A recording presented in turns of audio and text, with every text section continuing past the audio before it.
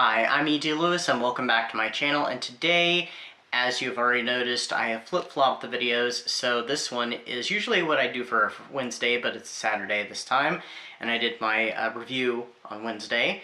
So today is my Summer Spooks reading recommendations, as you have already heard, and if you have not checked out the announcement video, it's linked down below. Please do check it out.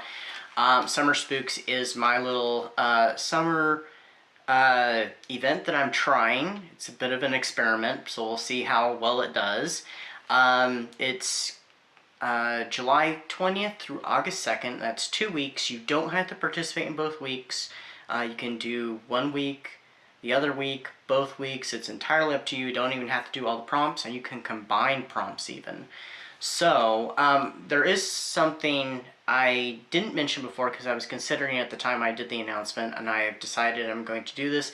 I'm going to open it up to Instagram as well, so you can participate on Instagram if you want. I'll have a post on there soonish. So, yeah, so this video is mostly going to focus on the recommendations for books. I will touch a little bit upon movies because there's something I want to clarify with that from the previous video. So let's go ahead into here. So Bumps in the Night, that's the read a book with ghosts or haunting of some kind. And the books I have recommended, which I should have pulled them, but we're just going to rely on pictures from the screen. Some of them I'll have to do that with anyway. So the first one is House of Shadows by Darcy Coates. This one is Darcy Coates trying her hand at kind of the typical gothic romance, but there is there's some spooky stuff going on, and this one even kind of fits a little bit into monster horror a little bit. So I really enjoyed it. It's not one of hers that's really talked about. I think it's still fairly one of her early ones. I'm not really sure where it fits on there. Another one I have on here is Shaded Grove by Oliver C. Seneca. This one I read and reviewed, I can't remember if it was last year or the year before. I think it was the year before. It might have been last year. I don't remember. But this was an excellent little ghost story with a little bit of heart. It's about two sisters that find themselves at a spooky mental hospital. So, alright, next up is Summer Spooks. I know that one's a little on the nose. Read a book set in summer or with summer in the title. I don't think I have any here that are recommendations that are for the summer, that have the word summer in them, I mean, but they all kind of take place in the summer or summer-like environments. So the first one is A Botanical Daughter by Noah Medlock. I recently read and reviewed that one for my Botanical Gothic series and Pride Month reviews. That one is kind of a Frankenstein retelling. You can check out more about it in my review. I'll link that down below.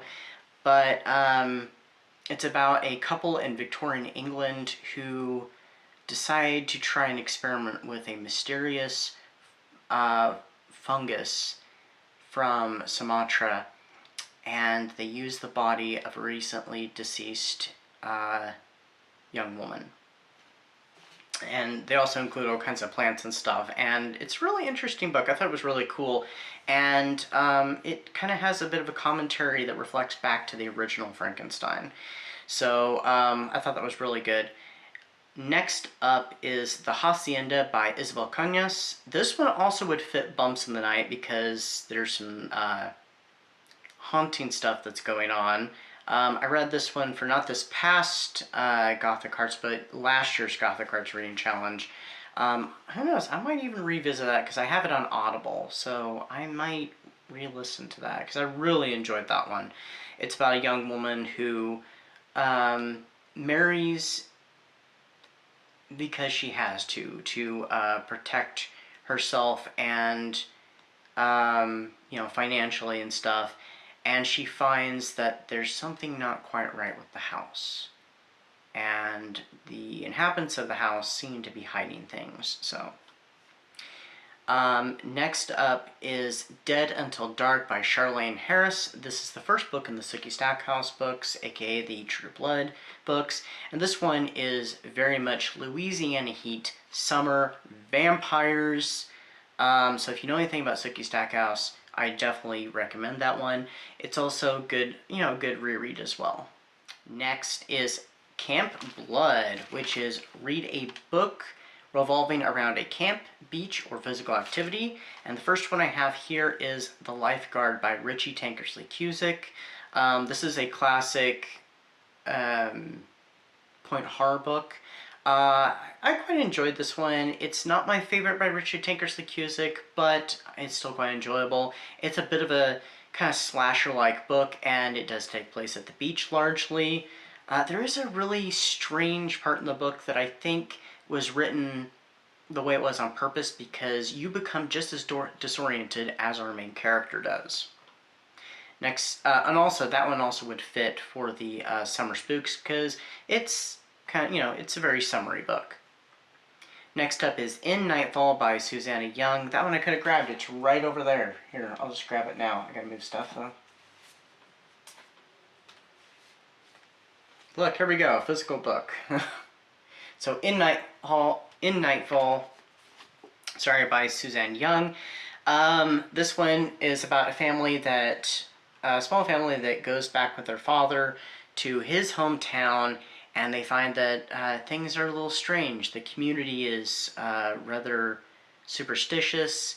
They kind of roll up the street, they roll up the sidewalks at night, but the teens like to party on the beach, and some of them are not necessarily the best of influences. Also, the main characters have this grandmother who is a little odd. So this one I'm going to come back to for the movie recommendations, actually, because I'm going to use it as an example. And then I also have here The Jason Strain by Krista Faust. This one is not one that's largely available because it was only released, I think, once in paperback, so it's a hard one to find. But if you like listening to audio, there is a fan audiobook on the 80s Slasher Librarians channel, which is Josh LaRue. He has gone through and he's re-uploaded a bunch of his old audiobooks, so I think there's a new version of this one up. So do check it out. It is definitely a wild book. Let's see, when I did a review, what did I refer to it as? I might go ahead and link that one down below too.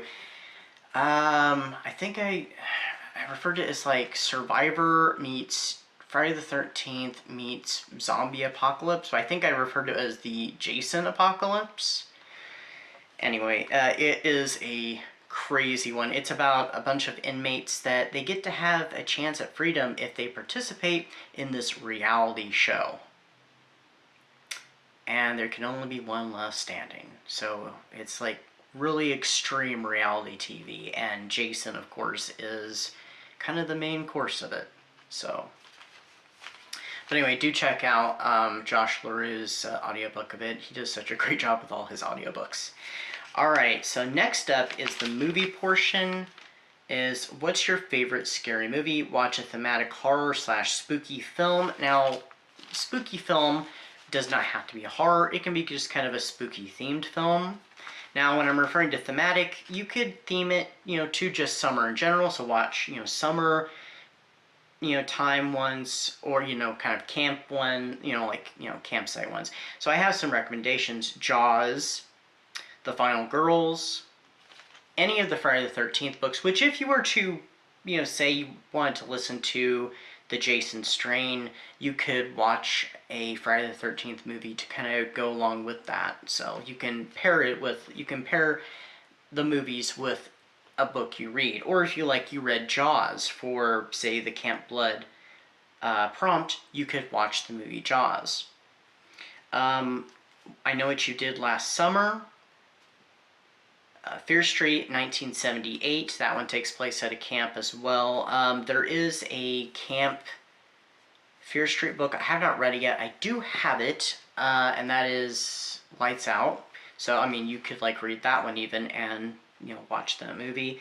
The Mummy with Brendan Fraser. So this is the 1999? I think it's 1999 remake of the Universal Studios film. And The Lost Boys, which would be perfect if you paired that one with this. Now, if you were to say you wanted to pick to go along with your ghosty haunty book. You could read like the Amityville Horror and watch any Amityville film, because there's lots in that series. And of course, you could even watch, say, that Fear Street 78 and watch you could watch that and read a Friday the 13th book, or vice versa, or listen to, because I think a lot of the Friday the 13th books are hard to find, but you could play with it. So, something that fits at least a similar theme, you could pair it. Or you could just do a summer-themed horror movie. So, and then the last prompt I'm not going to really go over, because it has to do with a favorite summertime activity, so that could be anything. So, that's what I've got for you today. I hope everybody is having a great start to their summer, and I'm really excited for Summer Spooks, so I hope to see you there. If you're on Instagram, you can participate on Instagram. I'll have that post up very soon.